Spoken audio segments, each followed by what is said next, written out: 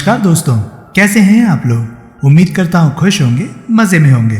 तो दोस्तों, जैसा कि आप जानते हैं, मैं इस चैनल पर लेकर आता हूँ नए नए ऑडियो बुक्स जो होते हैं कॉमिक्स से, नॉवल से और स्टोरीज से।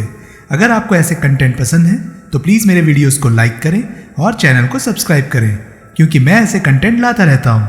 तो चलिए दोस्तों, इसी नोट पर आज की वीडियो शुरू करते हैं। आज की वीडियो में मैं आपको सुनाने वाला हूँ मौत का नाच नॉवल का पार्ट 7। इसके बाकी के 6 पार्ट्स आप ऑलरेडी सुन चुके होंगे। अगर आपने नहीं सुने तो उनके लिंक्स ऊपर आपको आई बटन से मिल जाएंगे। तो चलिए दोस्तों, ज़्यादा देरी ना करते हुए शुरू करते हैं मौत का नाच नॉवल का पार्ट 7। अगले रोज किसी भी अखबार में नीलम की गिरफ्तारी की खबर नहीं छपी थी। इस बात से जितनी राहत बखिया के यहाँ महसूस की गई, उतनी ही शांताराम के भाइयों के यहाँ भी महसूस की गई।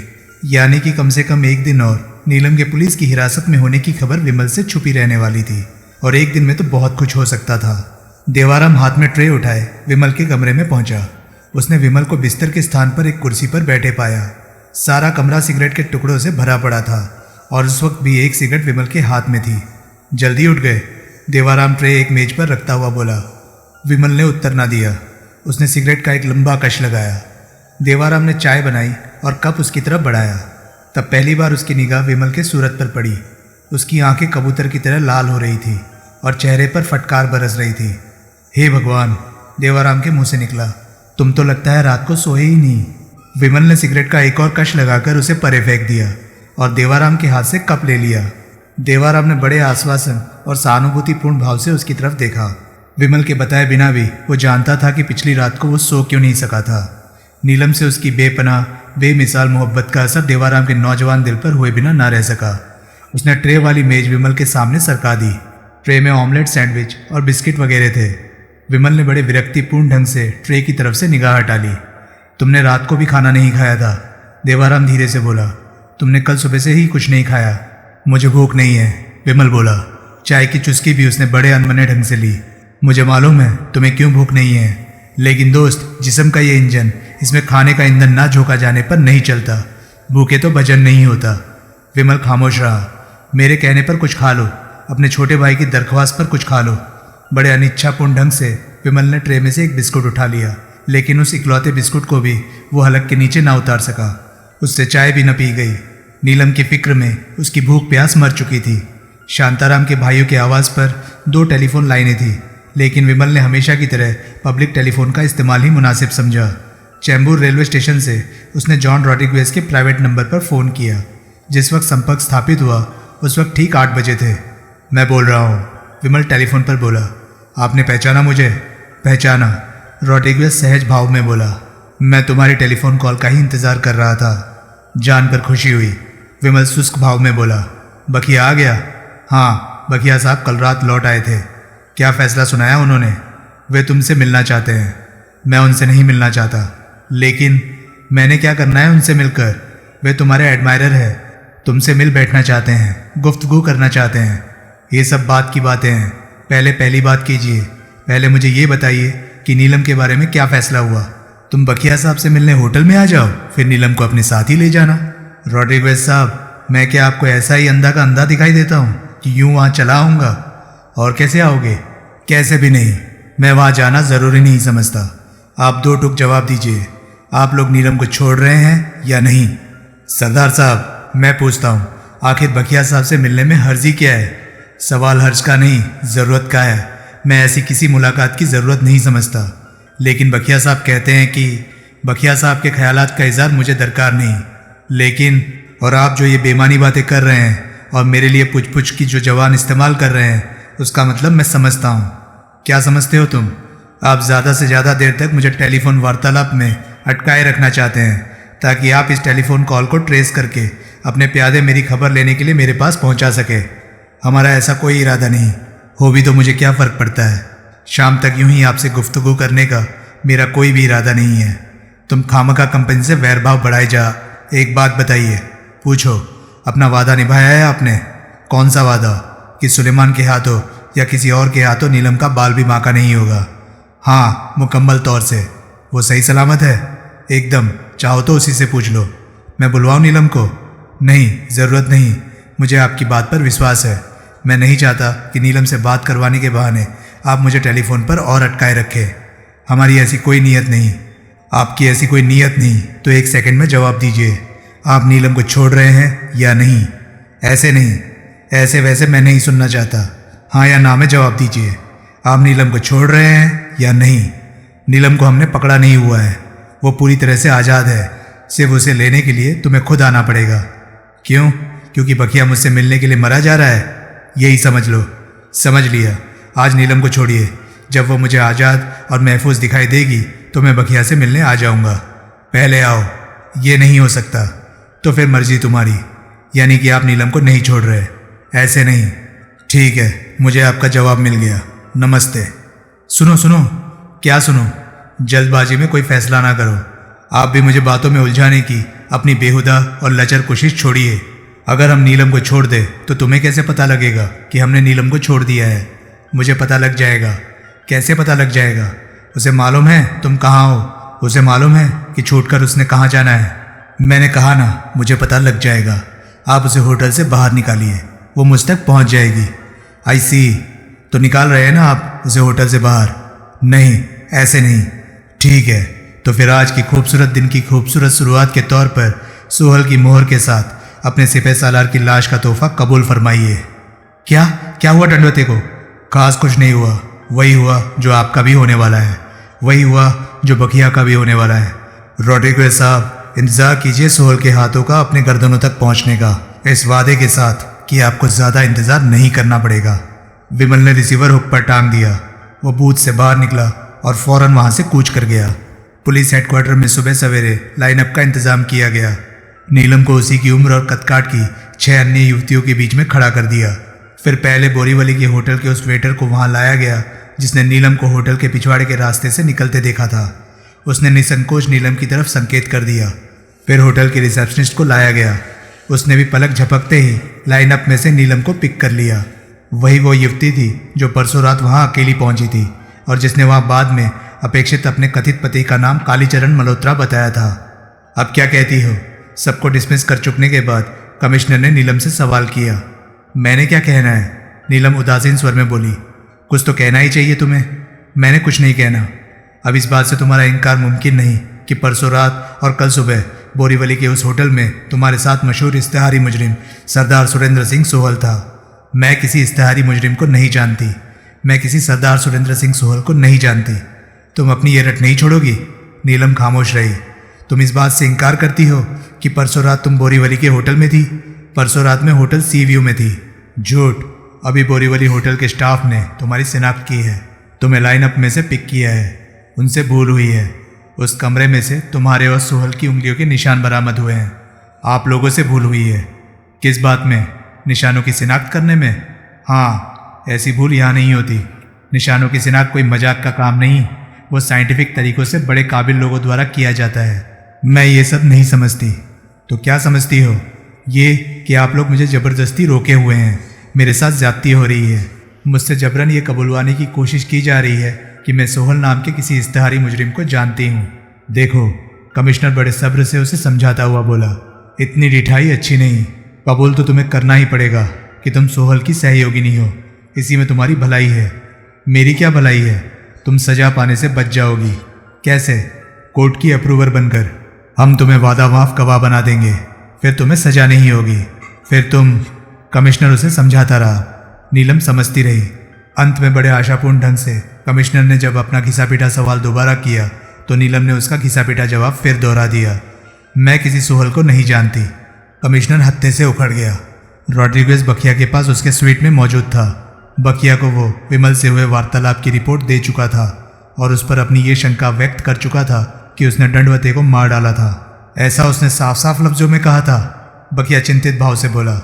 नहीं, रॉड्रिगेज बोला, लेकिन इशारा उसने साफ यही किया था। दंडवते कल रात से अपने 2 बॉडीगार्डों समेत गायब है। सोहल की बात सही हो सकती है। आखिरी बार कब देखा गया था वो?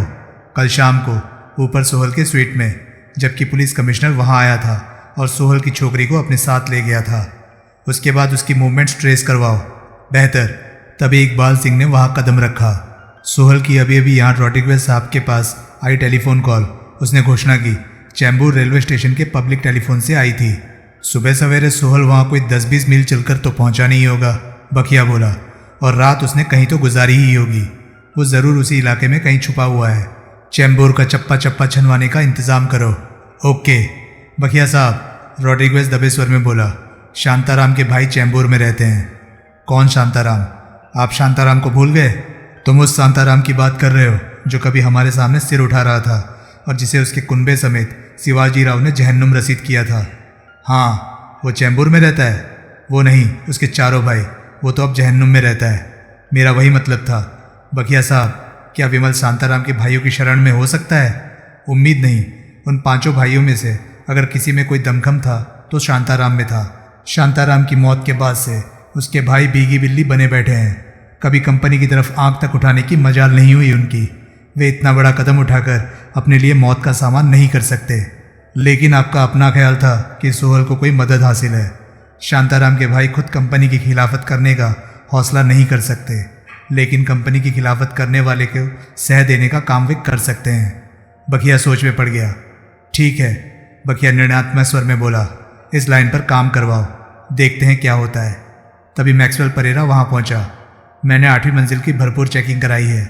आते ही उसने बताया, वहाँ कोई संदिग्ध व्यक्ति तो नहीं मिला, लेकिन कुछ ऐसे क्लू ज़रूर मिले हैं जो ये जाहिर करते हैं कि 805 नंबर का स्वीट किसी की निगरानी में था। मतलब 805 से है अगला स्वीट नंबर 806 इस वक्त खाली पड़ा है। रिसेप्शन से मुझे मालूम हुआ है कि यहाँ चंद्रकांत नाम का अहमदाबाद से आया एक व्यक्ति ठहरा हुआ है। फ्लोर वेटर से मुझे मालूम हुआ है कि कल वो दोपहर से वहाँ नहीं देखा गया और रिसेप्शन पर वो अपनी चाबी भी नहीं लौटा कर गया। पास की सहायता से मैंने ये स्वीट खुलवाया था और उसकी बड़ी बारीकी से चेकिंग करवाई थी। बॉस, उसकी और सोहेल के स्वीट के बीच की दीवार में मुझे 2 ऐसे छेद मिले थे जिसमें से आर पार झांका जा सकता था। अच्छा, और उस स्वीट की तलाशी में एक इलेक्ट्रिक ड्रिल भी बरामद हुई है जो कि ज़रूर वही छेद करने में इस्तेमाल हुई थी। उसके अलावा वहाँ से 2 शक्तिशाली माइक्रोफोन बरामद हुए हैं जो ज़रूर उन छेदों में से बगल के स्वीट में चलता वार्तालाप सुनने के काम आते थे। वही शख्स सोहल का हिमायती था, बखिया पूरे विश्वास के साथ बोला। उसी ने सोहल को उस खतरे से आगाह किया था जो कि होटल में उसका इंतज़ार कर रहा था। वो आदमी, क्या नाम बताया तुमने उसका? चंद्रकांत। तुमने स्वीट में मौजूद उसका सामान टटोला? सामान के नाम पर कमरे में एक छोटा सा सूटकेस ही था जिसे कि पूरी बारीकी के साथ टटोला गया था। उस तलाशी से कुछ हासिल नहीं हो सका है। मुमकिन है वो आदमी वापस लौट कर आए। उम्मीद तो नहीं, लेकिन अगर वो आएगा तो यहाँ से वापस नहीं जाएगा। ऐसा इंतज़ाम मैंने कर दिया है। कर दिया है या अभी करोगे? कर दिया है। शाबाश। और MRA 4272, ये क्या है? ये उस काली फिएट का नंबर है गंगवानी के कथा अनुसार जिस पर सवार होकर सरदार सुरेंद्र सिंह सोहल कल महालक्ष्मी रेस कोर्स वाले पेट्रोल पंप पर डाका डालने आया था। तो मैंने मोटर व्हीकल्स की रजिस्ट्रेशन ऑफिस से ये नंबर चेक करवाया है। इस नंबर की कोई कार महाराष्ट्र स्टेट में रजिस्टर्ड नहीं। कहने का मतलब ये है कि वो नंबर जाली था। ये कौन सी बड़ी बात है? डकैती में इस्तेमाल की जाने वाली कार पर जाली नंबर प्लेट्स लगाने का ख्याल तो किसी नौसिखिए को भी आ सकता है। आप बजा फरमा रहे हैं, लेकिन बात यहीं ख़त्म नहीं हो जाती बखिया साहब। मतलब गंगवानी दंडवती के भांजे से ज़्यादा समझदार आदमी है। वो कहता है कि सोहल की दाढ़ी मूछ नकली थी। परेरा, बखिया उसे घूरता हुआ बोला, तुम रात को ज़्यादा तो नहीं पी गए थे? नहीं बखिया साहब, बातें तो ऐसी ही कर रहे हो जैसे अभी तक पिछली रात की पी का खुमार नहीं उतरा है। सोहल जब हमारे हर ठिकाने पर क्लीन शेव देखा गया तो वो आनंद फानंद दाढ़ी मूछ कैसे उगा सकता था? ये तो स्वाभाविक बात है कि उसकी दाढ़ी मूछें नकली होंगी। कबूल। लेकिन इस बात का क्या सबूत है कि उस नकली दाढ़ी मूछ के नीचे जो चेहरा छुपा हुआ था वो सोहल का ही था? तुरंत बखिया के चेहरे पर गंभीरता के भाव आए। किसी नकली दाढ़ी मूछ वाले व्यक्ति ने, परेरा आगे बढ़ा, पेट्रोल पंप की सेफ लूटते समय अपना नाम सरदार सुरेंद्र सिंह सोहल बताया और सब ने बड़ी शराफत से कबूल कर लिया कि वो सोहल था। इस बात का क्या सबूत है? इकबाल सिंह बोला। कि वो सोहल नहीं था? सबूत है, परेरा जिद भरे स्वर में बोला। क्या सबूत है? बखिया बोला। सबूत ये है कि जिस वक्त पेट्रोल पंप पर डाका पड़ रहा था, ऐन उसी वक्त कफ परेड वाले हमारे ऑफिस में मोटलानी का कत्ल हो रहा था और मोटलानी का कातिल टेलीफोन पर रॉड्रिगेज साहब से बात कर रहा था और वो कातिल भी अपने आप को सरदार सुरेंद्र सिंह सोहल बता रहा था। सब शक पकाए से परेरा का मुंह देखने लगे। महालक्ष्मी रेस कोर्स और कप परेड के हमारे ऑफिस में कम से कम 20 मील का फासला है। कोई एक आदमी एक ही वक्त में उन दोनों जगह पर नहीं पहुंच सकता। अगर मोटलानी का कत्ल करने वाला व्यक्ति सोहल था तो पेट्रोल पंप पर डाका डालने वाला व्यक्ति सोहल नहीं था। अगर वो आदमी सोहल था तो मोटलानी का कातिल सोहल नहीं था। मोटलानी का कातिल सोहल था, रॉड्रिगेज निश्चयात्मक स्वर में बोला। बखिया ने प्रश्नसूचक नेत्रों से उसकी तरफ देखा। मेरी सोहल से टेलीफोन पर कई बार बात हो चुकी है, रॉड्रिगेज बोला। मैं उसकी आवाज़ बखूबी पहचानता हूँ। आज सुबह 8 बजे जिस शख्स ने मुझसे बात की थी उसी ने कल मोटवानी की लाश के सिरहाने खड़े होकर बात की थी। वो सोहल था। इस बात का सबूत उसने कुछ ऐसी खास बातों का जिक्र करके दिया था जिसे सोहल के अलावा और कोई जानता नहीं हो सकता। फिर तो बात साफ है, परेरा बोला। फिर पेट्रोल पंप की सेफ लूटने वाला सोहल नहीं हो सकता। अगर वो सोहल नहीं था तो कौन था? इकबाल सिंह बोला। या तो वो सोहल का कोई हिमायती था जिसने सोहल के निर्देश पर वो काम किया था और उसी के निर्देश पर सरदार का बहुरूप धारण किया था और अपना नाम सोहल बताया था, और या फिर परेरा ठिठका। या फिर क्या? रॉड्रिगेज बोला। या फिर वो कोई छोटा मोटा बदमाश था जो मौके से फ़ायदा उठा गया था। लगता है उसे पेट्रोल पंप की सेफ में मौजूद माल की खबर पहले से थी और साथ ही ये भी मालूम था कि वो रकम कंपनी की मिल्कियत थी। पहले उसका कंपनी के माल पर हाथ डालने का हौसला नहीं हुआ था, लेकिन अब सोहल को कंपनी को चोट पर चोट पहुंचाते देखकर उसने भी बहती गंगा में हाथ धो लिए थे। उसने अपनी करतूत सोहल के सिर थोप दी थी। दूसरी बात ठीक है, बखिया निर्णयात्मक स्वर में बोला। ये काम सोहल का नहीं, किसी बहरूपिये का है। सोहल ने कंपनी के खिलाफ जो भी काम किया है, रॉड्री तुम गवाह हो इस बात के कि उसने हमेशा कंपनी तक उसकी खबर पहुंचाई है ताकि कंपनी उसकी करतूतों के भौतिक और मनोवैज्ञानिक दबाव को महसूस कर सके। आज सुबह 8 बजे भी तुमसे वार्तालाप करते समय उसने ये इशारा किया कि उसने कंपनी के सिपह सालार दंडवते का खून कर दिया था, लेकिन पेट्रोल पंप की डकैती का जिक्र नहीं किया। दुरुस्त? रॉड्रिगेज ने सहमति में सिर हिलाया। यानी कि इत्तेफाक से हमें गारंटी के साथ ये मालूम ना होता कि पेट्रोल पंप की डकैती के वक्त सोहल यहाँ से बहुत दूर कहीं और था तो हम उस बहरूपिये की करतूत से कभी खबरदार ना हो पाते। लगता है कि सोहल की करतूतों की जरे शायद चींटियों के भी पर निकलने लगे हैं। रॉड्री हमें ये पर काटने होंगे। आप ठीक कह रहे हैं परेरा। सर, जिस हरामजादे ने सोहल के नाम की ओट लेकर बखिया को चोट पहुंचाने की जरूरत की है उसे यूं तलाश करो जैसे भूसे के ढेर में से सुई तलाश की जाती है, लेकिन तलाश करो उसे और उसे उसकी करतूत की मुनासिब सजा दो। Yes boss. अब क्या ये भी बताना होगा कि उसे तुमने कैसे तलाश करना है? नहीं। शाबाश। उनका अगला काफ़ी वक्त आपसी मंत्रणा में गुजरा। उस मंत्रणा का एक ही विषय था, सोहल। विमल स्टेशन से वापस लौटा तो उसने चारों भाइयों के चेहरे पर मनोसियत छाई पाई। क्या हुआ? वो शशंक स्वर में बोला। सोहल। तुकाराम गमगीन स्वर में बोला। बहुत बुरी खबर है। बुरी खबर? वो सक पकाया। तुम्हारे लिए, बालेराम बोला। मेरे लिए? कहीं नीलम को तो कुछ नहीं हो गया?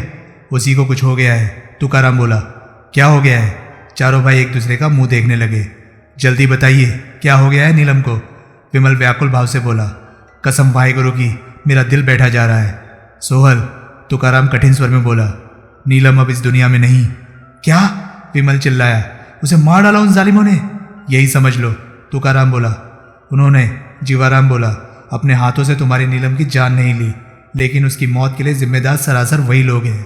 क्या हुआ है? साफ साफ बताइए, खुदा के वास्ते पहेलियां ना बुझाइए। सोहल। देवाराम बोला।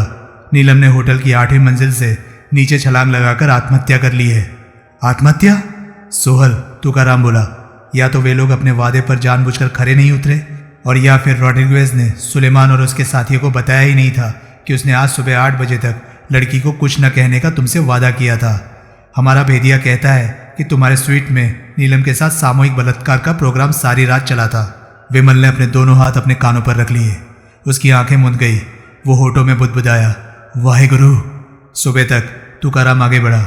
वे लोग नीलम की ऐसी हालत बना चुके थे कि अपनी निगाह से उन्होंने उसे हिलने डुलने के काबिल भी नहीं छोड़ा था। इसलिए उन लोगों की तवज्जो उसकी तरफ से हट गई और वो स्वीट की बालकनी से नीचे छलांग लगाने में कामयाब हो गई। ये कब की बात है? विमल कंपित स्वर में बोला। आज सुबह 7 बजे की, लेकिन हमारे पास फोन 8:15 बजे आया था, जबकि तुम यहाँ से गए हुए थे। उसकी लाश गायब कर दी गई। इतने बड़े 5 स्टार डिलक्स होटल की इज्जत का जो सवाल था, मैं उसका अंतिम संस्कार भी नहीं कर सकता, विमल बोला। उसके चेहरे पर आंसुओं की 2 मोटी मोटी बूंदें ढुलकी। नहीं कर सकते। बहुत बहादुर लड़की निकली वो, बालेराम बोला।